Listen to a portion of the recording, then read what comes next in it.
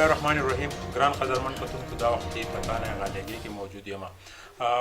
د تانه غالېږي د حدود سره لنډاکې چیک پوسټ چې د سوات یوازینی چیک پوینټ دی، د سوات ګیټ وی ورته ویل کېږي. زیات تر فوکس دا وي چې په لنډاکې چیک پوسټ باندې جرایم سوات ته داخل نشي. دغه رنګ ډي آی جي ملکن رینج محمد اجاز خان، ډي پي او سوات قاسم علي خان په دې خبره زور راوستی دی چې د نوي کل ته چې کوم منشیات سپلای کیږي چې سوات ته کم سے کم دا په هیڅ قیمت داخل نشي. نن د علاقه غیر نه چې کوم چرس راتلل، اعلی کوالټي 3 کیلو چرس راتلل چې په هغې کې ایس ایچ او تانه غالېږې ته اطلاع وه د خپل سورس نه. نو ایس ډي پي او بادشاه حضرت خان کمیټي تشکیل کړه او دغه رنګې په هغې کې چې د پولیس نوجوانان شامل وو چې دا ګاډی اینی ټایم چې دی د لنډاکي چیک پوسټ یا ګوړه چیک پوسټ کراس کولی شي. په ډېر مهارت سره د دې ځای پولیسو دغه سمګلینګ چې دی د لنډاکي چیک پوسټ په حدودو کې ناکامه کړو. چې کله د دغې ګاډي تالاشي واخیستی شوه نو په خوپیا خانو کې د پیښور چمکنو ګاډی نه چې دی دغه چرس راتلل سوات ته، هغوی چې دی په هغې کې بریالي شو. د خوپیا خانو نه دغه چرس راوویستی شو، ګاډی هم په تحویل کې واخیستو. دغه رنګې کوم مبینه ملزمان چې دي چې د هغې تعلق د ګاډۍ چمکنۍ پیښور سره دی، د هغې نومونه به هم موږ تاسو ته په سکرین راولو. هغه چې دی په حوالات کې بند کړی شو او باقاعده تفتیش چې دی انویسټیګیشن کوم انچارج چې دی سید الله خان، هغه چې دی مزید تفتیش په دې کې کوي چې دا چا تلل، د دې ډیلران څوک دي، څنګه راتلل او دغه ځای ته به څنګه رسو. چې کومې مین اډې دي په هغې کې هم کاروایي وکړي. دا وخت را سره ګلیم شاه خان هم موجود دی، ایس ایچ او تانه غالېږي را سره موجود دی. دنه تفصیل لرو چې دا ټول سین، دا ټول صورتحال څنګه رالو. ایس ایچ او صاحب، تاسو ته چې کله اطلاع راله نو بیا تاسو د هغې دپاره څه کردار چې دی مخې ته راویستو او دا ګاډی تاسو څنګه په ورته کې واغوستو؟ اعوذ بالله من الشیطان الرجیم. سهیل صاحب مهرباني، شکریه جی. اطلاع موږ ته ډېرو ورځو نه اطلاع وه چې داسې یو ګاډی به راځي، نو هغې ته موږ د افسرانو په دغه باندې یو ټیم جوړ شو. هغه بیا د لنډاکي چیک پوسټ کې هغې ته موږ دغه وکړو. نو چونکې نن دغه و چې به دا ګاډی نن کیدی شي چې راشي، نو هغه ګاډی چې راغی نو دا کې څه ماشومان او څه نور پکې هم دغه زنانه وې پکې دې سوزکي ګاډي کې، دې سوزکي ګاډي کې.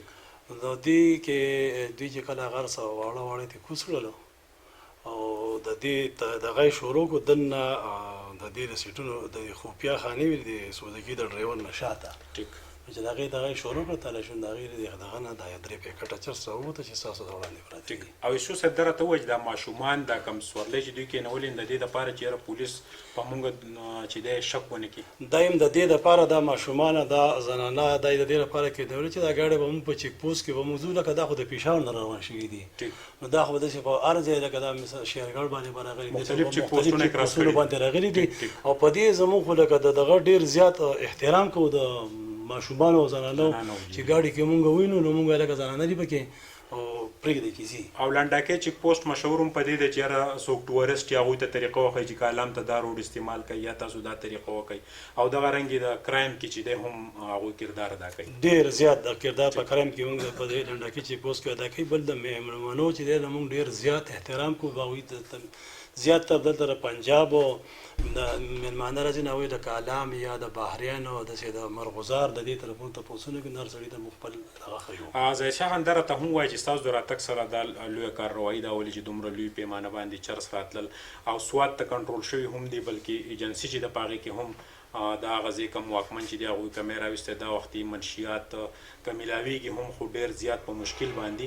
نو ستاسو فوکس څه دی چې یاره دا مونږ دا امنیت وضع ټینګه وساتو او منشیات په هېڅ قیمت باندې سوات ته داخل نشي؟ انشاءالله دا زموږ د افسرانو طرف هم دا دغه دی او زموږ دا وعده ده د الله سره هم دا دغه دی وعده ده چې انشاءالله منشیات به موږ په هېڅ حال نه پرېږدو سوات ته. ټیک، دا نومونه را سره لږ مینشن کړئ ایس ټو صاحب چې په دې کې کم کم مبینه ملزمان شامل وو او تاسو چې کوم ګاډی په ورقه کې اخیستی یا د دې پراپر کوم انویسټیګیشن کېږي دغې تفصیل الله کوي. دا خو چې نمبر 1 په کې عثمان غني ولد ولی خان سکنه بازار ګړی چمکنۍ پېښور. ټیک. بل په دې کې دویم ملزم دی سلیمان خان ولد شوکت خان سکنه واحد ګړی پېښور. ټیک. سوزکی چې نه دی سوزکی دا یو سوزکی دی باډی ولا سوزکی دی او 67 23 پېښور. ٹھیک. دا یې نمبر دی. پراپر تفتیش یا انویسټیګیشن چې کم کیږي نو تاسو به دې ته په دې کې خو لا تفتیش سټارټ دی چې یاره دا کوم ځای ته راتلل څه طریقه کار و هغه به کاروای نه بعد کیږي ان شاء الله دا به کاروای نه بعد کیږي. بل سعدالله خان زمونږ دا زموږ سرناسي سب انسپکټر دی چې نو دی به دې کې تفتیش کوي. ان شاء الله دا به چې کوم ځای ته ځي هر ځای دې دغه ته به ځان رسوي چې دا کوم ځای نه راغلي او چا راتلله. ټیک. خو د دې دغه نه بعد بس په دې کې تفتیش هغه به ځان دی. ایس ایچ او صاحب که موږ اوورالو ګورو نو ستاسو کم ثواب دي ستاسو چې کم حدود دي نو په هغې کې کړاکړ چې دی مین چیک پوینټ دی چې د بونیر سره لینک کوي. بیا دغه رنګې که موږ وګورو نو لنډاکې ډېر اهم چیک پوسټ دی چې هغه د سوات او شانګلا دا ټچ کوي. بیا که موږ ګوړه وګورو نو د دیر سایډ نه چې دی سوات ټچ کوي. نو تاسو اوورال د دې دپاره څه جامع پلان جوړ کړی دی چې یاره دغه ځای کې چې دی کم اهلکار تعینات دي چې هغه کم سې کم په منشیاتو په سمګلینګ باندې مضبوط چې دی نو ګریپ حاصل کړي. نو د دې دپاره تاسو څه پلانینګ څه میټینګ شوي دي؟ د دې دپاره زمونږ جی بار بار زمونږ سرکل ډي اس پي صاحب دی باچا حضرت خانو جی چې د هغه سره زمونږ په هفته کې یو میټینګ کېږي او خصوصي د دې زمونږ سره خو دا خاص کر زمونږ سره مین چیک پوسټ چې د سوات ګیټ وی چې نو هغه لنډاکې چیک پوسټ دی. ټیک. نو د دې لپاره زمونږ بار بار میټینګونه کې بل دې ته چې مونږ کوم کسان په دې کې تعینات دي هغوی ته ډي اس پي صاحب هم زه هدایت ورته ورکوي او زمزم دا ورته ورکوم بار بار د دې د منشیاتو باره کې. ټیک.